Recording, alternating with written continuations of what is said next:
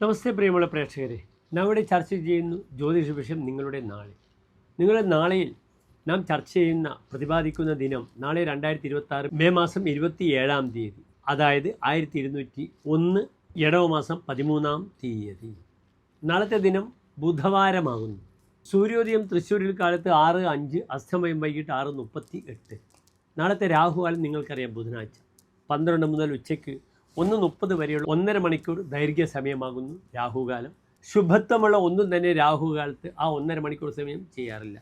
നാളത്തെ തിഥി വെളുത്തപക്ഷത്തിലെ ദ്വാദശി തിഥിയാകുന്നു. നല്ല തിഥിയാണ്. ചന്ദ്രൻ പൂർണ്ണ ബലവാനായി വന്നുകൊണ്ടിരിക്കുന്നു. നാളത്തെ നക്ഷത്രവും ബുധനാഴ്ച മുഴുവനും ചിത്ര നക്ഷത്രമാണ്. ചിത്ര ഒരു ശുഭനക്ഷത്രമാണ്.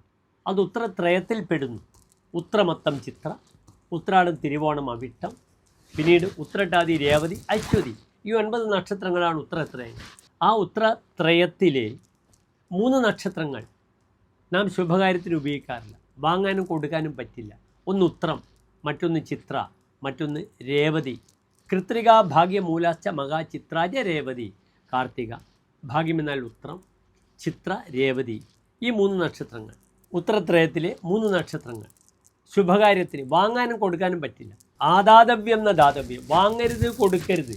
തച്ഛേഷന്തി വിനശ്യതി, അതിൻ്റെ ബാക്കി പോലും നശിച്ചു പോകുമെന്ന് പറയുന്നു. നാളെ എൻ്റെ പ്രിയപ്പെട്ട പ്രേക്ഷകർക്ക് ഭൂമിപരമായ വിഷയങ്ങൾക്ക് വളരെ അനുകൂലമായ ദിവസമാണ്. നാളെ വരാഹമൂർത്തി ക്ഷേത്രത്തിൽ ഭൂമി പൂജ ചെയ്യാം. കാരണം നാളെ ബുധനാഴ്ചയാണ്. ശ്രീരാമൻ, ശ്രീകൃഷ്ണൻ മുതലായ അവതാര ദൈവങ്ങളിൽ ചിന്തിക്കുന്ന ദിനമാകുന്ന ബുധനാഴ്ച ചിത്രഭൂമി പതിയായ ചൊവ്വയുടെ നക്ഷത്രമാണ്. അതിനാൽ വരാഹമൂർത്തി ക്ഷേത്രത്തിൽ ഭൂമി പൂജ ചെയ്ത് ഭൂമി സംബന്ധമായ തടസ്സങ്ങൾക്ക് പരിഹാരം കാണാൻ നാളത്തെ ദിനം വളരെ പര്യാപ്തമാണെന്ന് അറിയുക.